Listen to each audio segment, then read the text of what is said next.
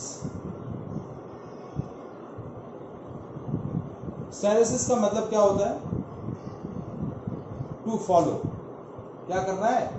Follow करना। Hysteresis का मतलब क्या होता है? फॉलो करना। अब हिस्टैरिसीस हम किसके लिए डिस्कस कर रहे हैं और हिस्टैरिसीस लूप क्या होता है? When we placed a ferromagnetic substance in an external magnetic field, so the magnitude of external magnetic field is known as intensity of magnetizing field। उसको हम किससे रिप्रेजेंट करते हैं? H से। H क्या है? Intensity of magnetizing field। और ये जो होता है that is the ratio of external magnetic field divided by permeability of free space। इसका जो रेशियो होता है ये बोला जाता है intensity of magnetising field. So when we place a ferromagnetic substance in an external magnetic field, then that substance magnetize themselves in the direction of external magnetic field strongly। तो total magnetic field उसके अंदर कितना introduce हो जाता है? B is equals to BI plus B not. मतलब ये total magnetic field है, that is total magnetic field in ferromagnetic substance।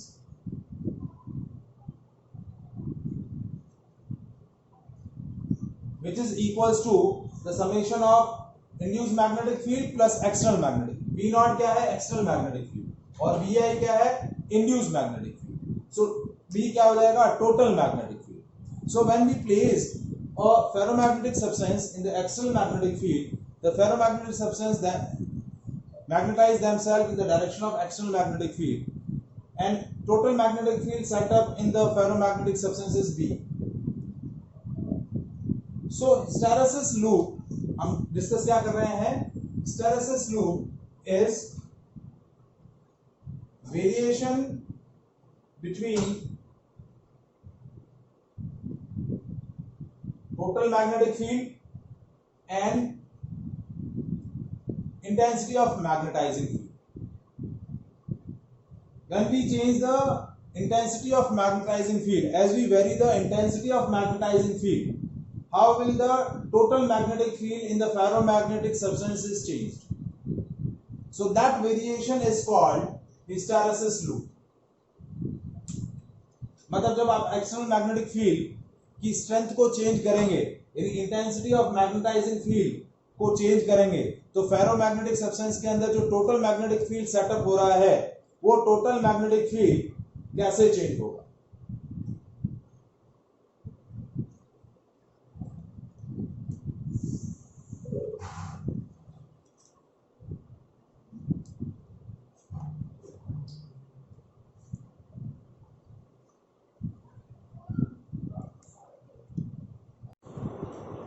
So what is a hysteresis loop? Hysteresis loop is variation between total magnetic field set up in the ferromagnetic substance when it is placed in an external magnetic field। when we vary the external magnetic field, external magnetic field को जब हम क्या करेंगे? intensity of magnetized field को जब हम vary करेंगे तो total magnetic field जो ferromagnetic substance में सेटअप हो रहा है वो किस अकॉर्डिंग चेंज होगा? that variation is called hysteresis loop। उस वेरिएशन को हम क्या बोलेंगे? hysteresis loop। अब इस वेरिएशन के अंदर बेसिकली क्या होता है? when we change the intensity of magnetizing field, तो आपका total magnetic field in the ferromagnetic substance जो है वो चेंज होता है। first we increase the intensity of magnetizing field, then total magnetic field in the ferromagnetic substance, the value of B also increases, but that increment is not linear। जो increment होगा वो linear नहीं होगा, वो कैसा रहेगा? कर्व्ड रहेगा। मतलब इंटेंसिटी ऑफ मैग्नेटाइजिंग फील्ड में आप जो इंक्रीमेंट कर रहे हैं उसके कंपैरिजन में टोटल मैग्नेटिक फील्ड का जो इंक्रीमेंट होगा वो बहुत ही ज्यादा होगा। But when we decrease the intensity of magnetising field तो क्या होता है? फेरोमैग्नेटिक सब्सटेंस के अंदर जो टोटल मैग्नेटिक फील्ड है that will also decreases, but the variation जो होगा वो कैसे रहेगा कि when we totally remove the external magnetic field or when we make the intensity of magnetising field zero, तो उस केस के अंदर फेरोमैग्नेटिक सब्सटेंस के अंदर टोटल मैग्नेटिक फील्ड जीरो नहीं रहेगा. Some magnetic field is maintained in the ferromagnetic substance when we completely remove the external magnetic field. In external magnetic field remove करने के बाद भी ferromagnetic substance के अंदर क्या रहता है, कुछ magnetic field maintain रहता है. रीजन क्या है कि फेरोमैग्नेटिक सब्सटेंस का डाइपोल मूवमेंट परमानेंट होता है, उनके अंदर परमानेंट डाइपोल मूवमेंट रहने की वजह से, मतलब उनका जो मैग्नेटिज्म रहता है या मैग्नेटिक फील्ड जो रहता है वो स्मॉल स्मॉल रीजन के अंदर होता है, और वो स्मॉल स्मॉल रीजन क्या बोले जाते हैं, डोमेन.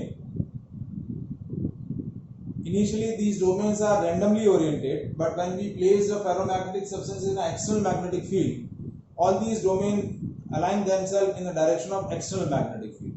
तो उस वजह से उनका जो मैग्नेटिक डाइपोल मूवमेंट होता है वो परमानेंट हो जाता है और स्ट्रांग होता है. तो उस वजह से जब आप एक्सटर्नल मैग्नेटिक फील्ड हटा भी देंगे तब भी उनका टोटल मैग्नेटिक फील्ड जो होगा वो डिसअपियर नहीं होगा, मतलब उनके अंदर कुछ ना कुछ मैग्नेटिज्म एक्सटर्नल मैग्नेटिक फील्ड हटाने के बाद भी क्या रहेगा, मेंटेन रहेगा, अवेलेबल होगा. तो देखिए हम किस तरीके से वेरिएशन डिस्कस कर रहे हैं और किस तरीके से जो वेरिएशन वेरी हो रहा है. सर आपकी आवाज कट रही है.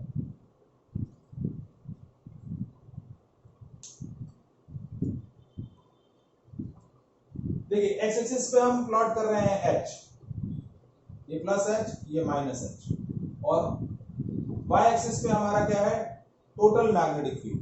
h क्या है, h is intensity of magnetising field, और b क्या है, total magnetic.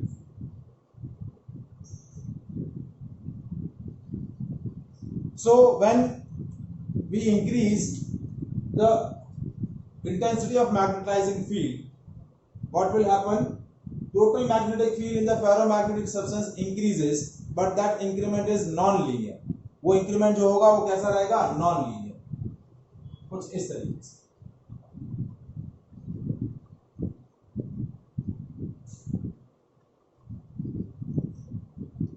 It will be increases like a curve OA.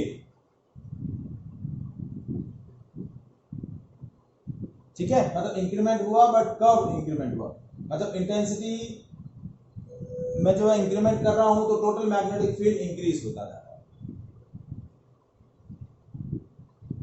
But when we decrease the intensity of magnetising field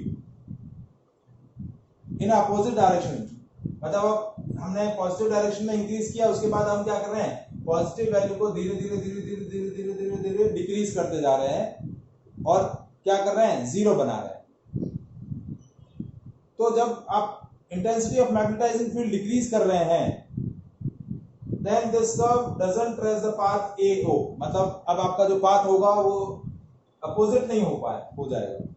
क्या होगा ना, path will be different. This time the variation in the B as you change the h is according to the path AC is according होगा variation. मतलब क्या होगा, जब आप h की वैल्यू को स्लोली डिक्रीज कर रहे हैं तो B की वैल्यू भी डिक्रीज होगी, लेकिन according to the path AC. When the value of h is 0 means external magnetic field आपने टोटली रिमूव कर दिया है, उसके बाद भी क्या हो रहा है, फेरोमैग्नेटिक सब्सटेंस के अंदर मैग्नेटिक फील्ड मेंटेन है, यानी ये वैल्यू आपकी क्या है, उस फेरोमैग्नेटिक सब्सटेंस के अंदर इतना मैग्नेटिज्म अभी भी अवेलेबल है. So this value of magnetic strength is called retentivity. इस वैल्यू को क्या बोलेंगे, OC को क्या बोलेंगे, रिटेंटिविटी. रिटेंटिविटी क्या होगा, the value of magnetic strength available in ferromagnetic substance when no external field is there. When no external field is there, मतलब h की वैल्यू क्या है, 0 है। तो जब h की वैल्यू 0 है तब फेरोमैग्नेटिक सब्सटेंस के अंदर जो मैग्नेटिक स्ट्रेंथ अवेलेबल है, that magnetic strength is called retentivity. बेटा यहां तक समझ में आया?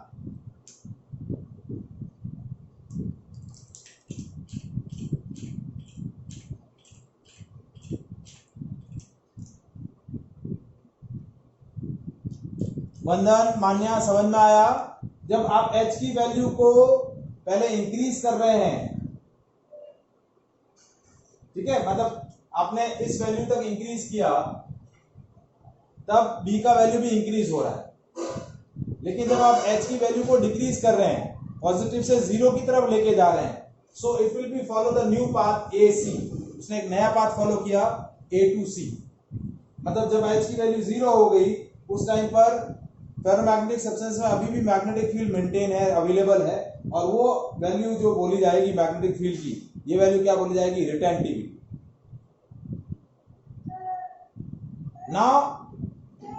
now we'll increase the value of magnetic field in the opposite direction। मतलब अब हम क्या कर रहे हैं, मैग्नेटिक फील्ड को अपोजिट डायरेक्शन में इंक्रीज कर रहे हैं, 0 से h लेके जा रहे हैं, 0 से -h, मतलब नेगेटिव डायरेक्शन में इंक्रीज कर रहे हैं।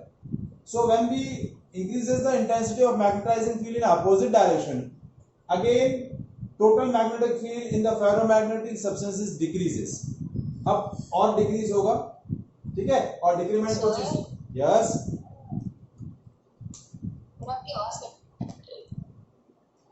कट रही है, अभी भी कट रही है।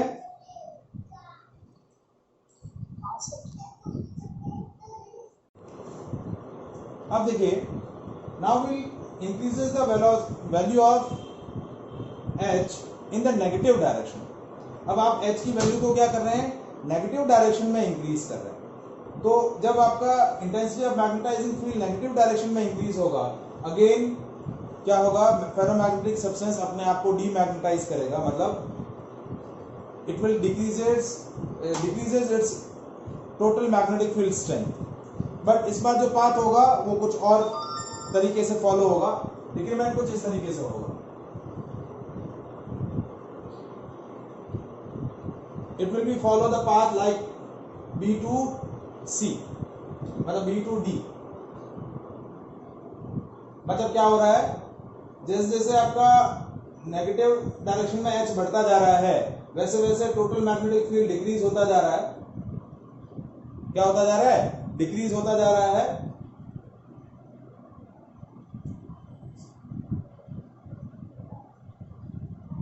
इस तरीके से, ठीक है, इस तरीके से आपकी टोटल मैग्नेटिक फील्ड की वैल्यू डिक्रीज होती जा रही है। और ये जो पॉइंट डी है, ये क्या बता रहा है कि on this negative value of h the total magnetic field in the ferromagnetic substance is 0। मतलब इस पॉइंट पर आपका टोटल मैग्नेटिक फील्ड क्या हो गया है, फेरोमैग्नेटिक सब्सटेंस के अंदर 0। तो ये जो O से D की ये जो वैल्यू है, O से D की ये वैल्यू क्या बोली जाती है, कोरेसिविटी। क्या बोलते हैं,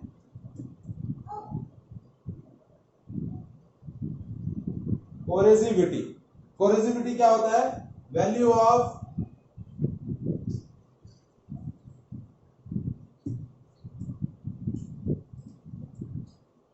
या फिर इसको बोल सकते हैं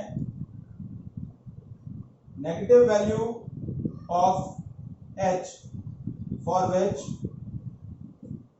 total magnetic strength in ferromagnetic material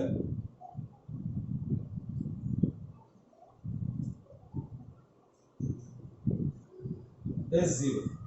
मतलब वो नेगेटिव वैल्यू h की जिसके लिए फेरोमैग्नेटिक सब्सटेंस के अंदर टोटल मैग्नेटिक फील्ड क्या हो गया है, 0 हो गया है।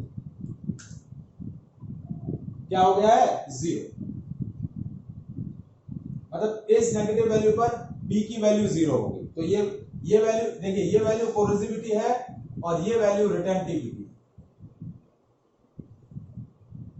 अब हम क्या कर रहे हैं, again we are increasing the value of H in the negative direction, but after the point D, ferromagnetic substance magnetized itself in the opposite direction of external magnetic field. अब आपका क्या होगा, फेरोमैग्नेटिक सब्सटेंस अपने आप को magnetise करेगा but opposite direction. तो अब B की वैल्यू इंक्रीज होगी नेगेटिव डायरेक्शन। क्या होगी, B की वैल्यू इंक्रीज होगी नेगेटिव डायरेक्शन। तो इस तरीके से B की वैल्यू नेगेटिव डायरेक्शन में इंक्रीज हुई और ये सैचुरेशन आ गया।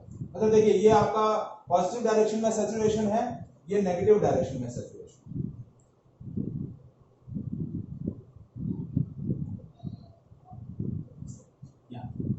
ये पॉइंट हो गया E, मतलब ये सैचुरेशन पॉइंट है। सैचुरेशन पॉइंट का मतलब क्या हुआ कि H की वैल्यू इसके बाद बढ़ाएंगे तो B की वैल्यू में इंक्रीमेंट नहीं आएगा। अब हम वापस क्या कर रहे हैं, H की वैल्यू को इंक्रीज कर रहे हैं, मतलब -H से 0 की तरफ लेके जा रहे हैं। तो क्या होगा, अगेन आपका क्या होगा, मैग्नेटिक फील्ड अब डिक्रीज होगा। जब H की वैल्यू को आप क्या करेंगे, नेगेटिव से 0 की तरफ लेके जा रहे हैं, मतलब इंक्रीज कर रहे हैं, तो B की वैल्यू में डिक्रीमेंट आएगा। डिक्रीमेंट क्यों आएगा, क्योंकि वो अपोजिट डायरेक्शन में मैग्नेटाइज हो रहा है, तो ये डिक्रीमेंट आएगा इस तरीके से। ये वैल्यू अगेन, ये पॉइंट आपका आया F, तो ये OF क्या हो गया, retentive.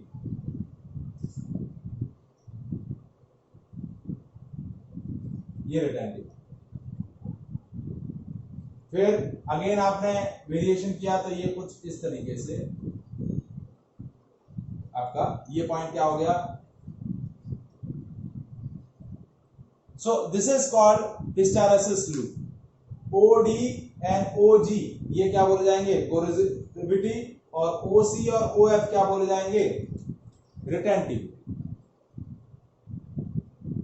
And this is called hysteresis loop. अब हिस्टैरिसीस का मतलब मैंने क्या बताया था, हिस्टैरिसीस का मतलब बताया था टू फॉलो। मतलब क्या हो रहा है, ये जो टोटल मैग्नेटिक फील्ड है ये अपनी वैल्यू को H के पीछे पीछे फॉलो कर रहा है।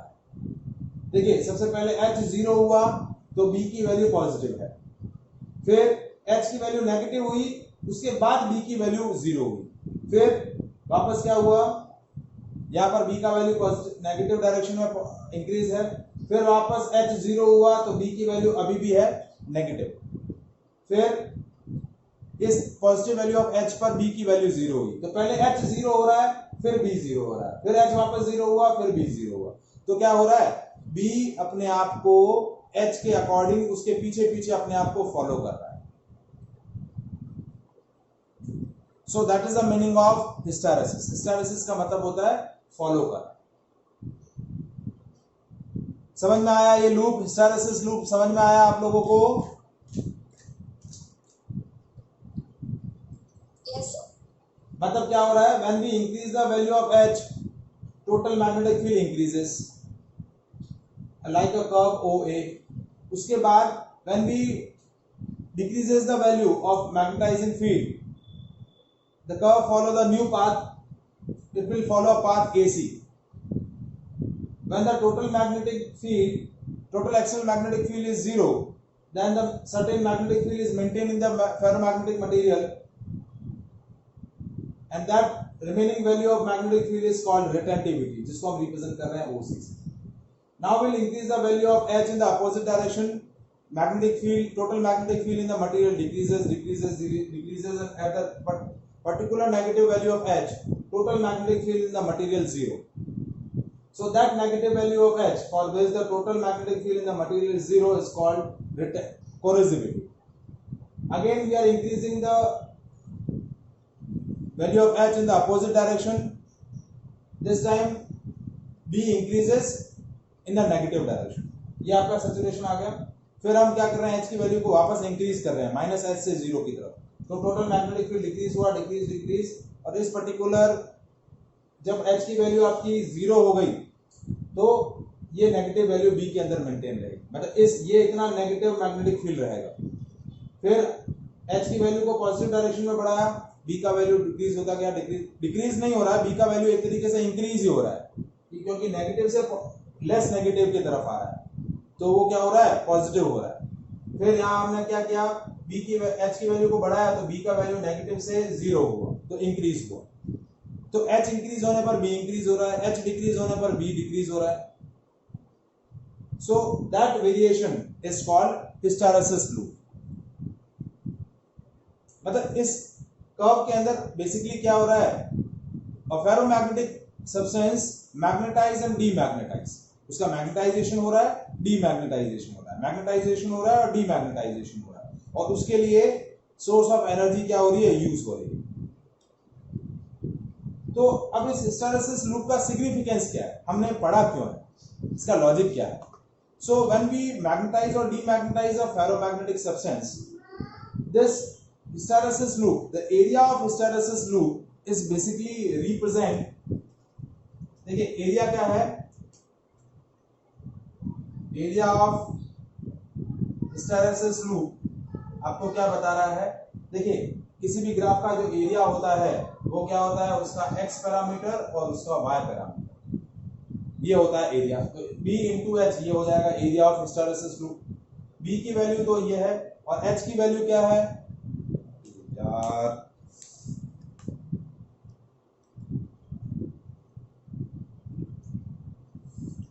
मैं आपको इस कर्व का सिग्निफिकेंस आपको बता रहा था कि when we determine the area of hysteresis loop, so multiply these two x and y coordinate b into h, h की वैल्यू हो जाएगी b upon mu,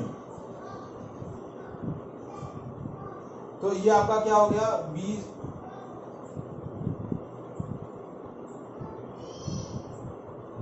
square upon mu, और ये जो b स्क्वायर अपॉन म्यू है इसको हम बोलते हैं एनर्जी, मैग्नेटिक एनर्जी डेंसिटी।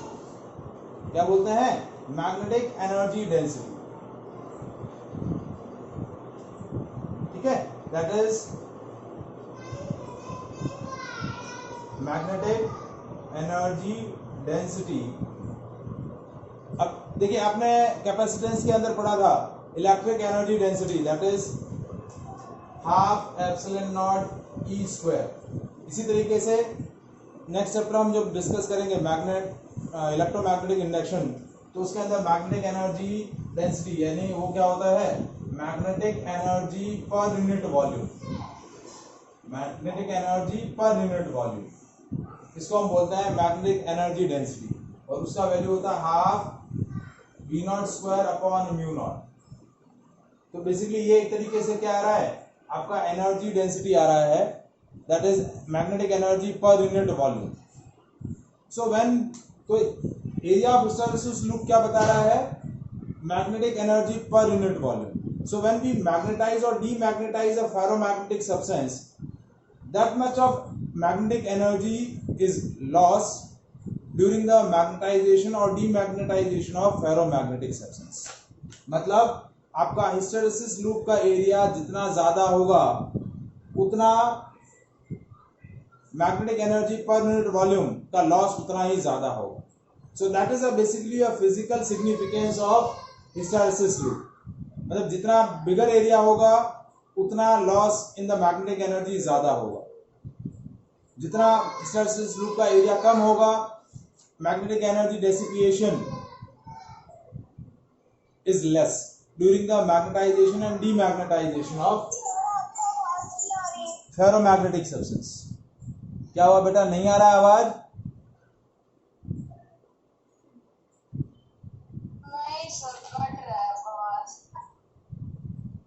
वंदन आपको आ रहा है आवाज? नहीं सर। ओके, क्या करें फिर, कल करें कंटिन्यू? सर आप कल सुबह ले सकते, कल हमारा मैथ्स का नहीं है। ठीक है, तो कल सुबह फिर लेता हूँ, इसका कंप्लीट करता हूँ इसको। Sir time 7:45। क्या सर? सर आप मैसेज कर दीजिए। So on the basis of that loop, we classify the ferromagnetic material into two different categories. ferromagnetic material को हम दो different category में classify करते हैं। Chapter 5 हमारा magnetism and metal. We classify the ferromagnetic material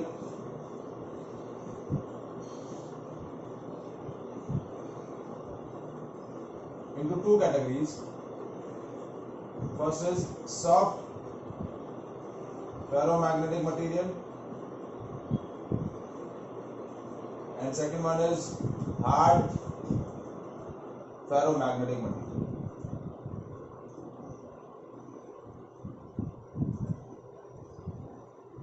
Soft ferromagnetic material and second one is hard ferromagnetic material. ठीक है, अब सॉफ्ट फेरोमैग्नेटिक मटेरियल के लिए क्या रहता है?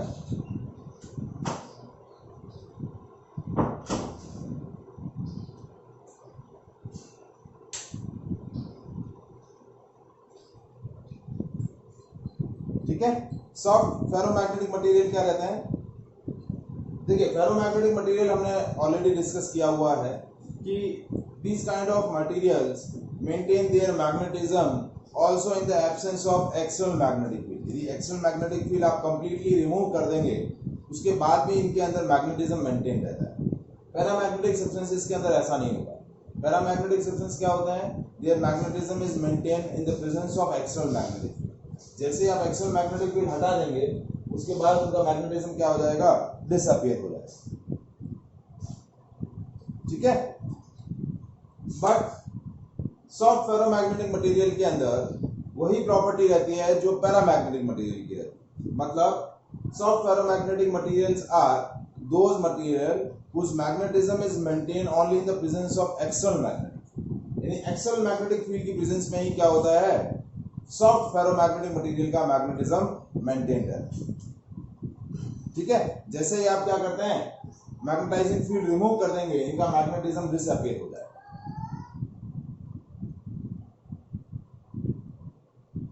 सो soft ferromagnetic material are those material whose magnetism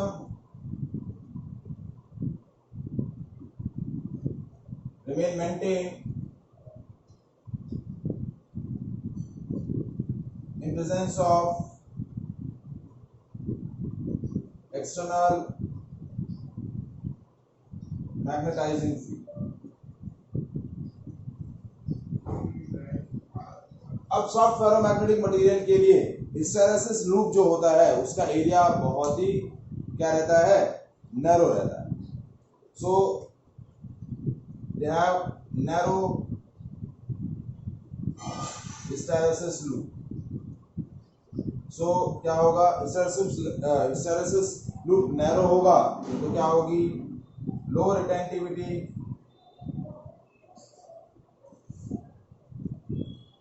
low पोरोसिविटी,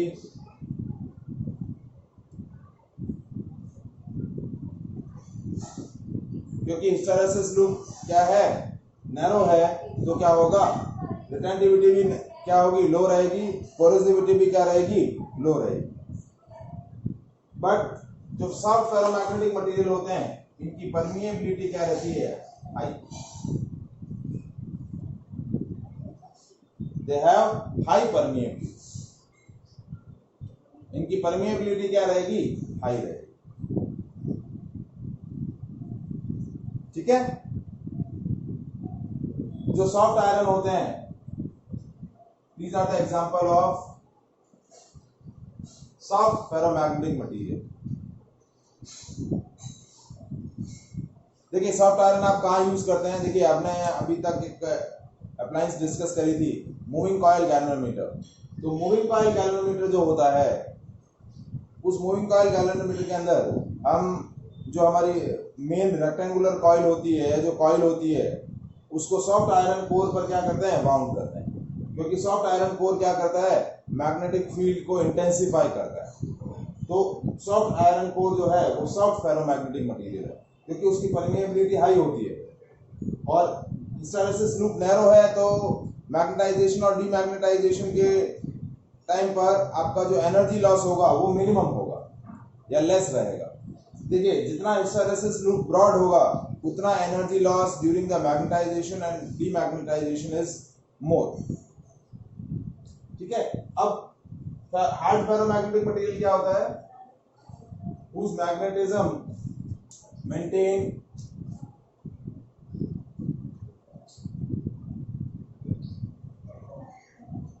remain maintained also in absence of external magnetic field के business में भी क्या रहता है, इनका मैग्नेटिज्म मेंटेन रहता है। ठीक है, इनका हिस्टैरिसीस लूप क्या होता है, ब्रॉड रहेगा, ब्रॉड हिस्टैरिसीस लूप। तो इस वजह से क्या होगा, high retentivity,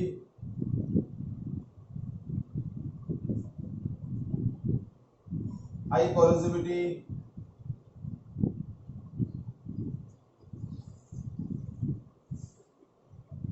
is it clear?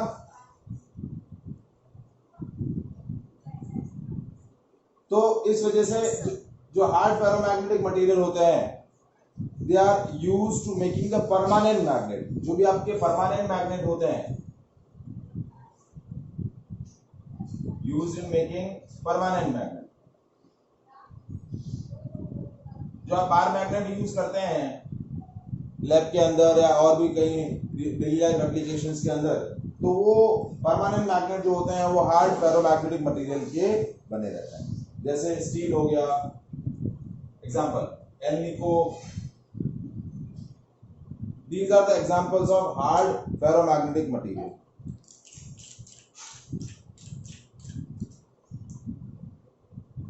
Is it clear?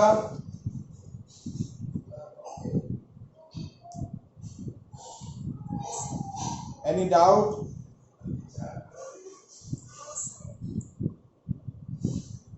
ठीक है, इसके साथ ये आपका चैप्टर यहाँ कंप्लीट हो रहा है। अब मैं कुछ न्यूमेरिकल डिस्कस कर रहा हूँ, components of earth magnetic field और मैग्नेटिक मटेरियल्स के बेसिस पे मैग्नेटिक प्रॉपर्टीज जो हमने डिस्कस करी थी उसके कुछ न्यूमेरिकल डिस्कस कर रहा हूँ। ठीक है, चालू रखिएगा।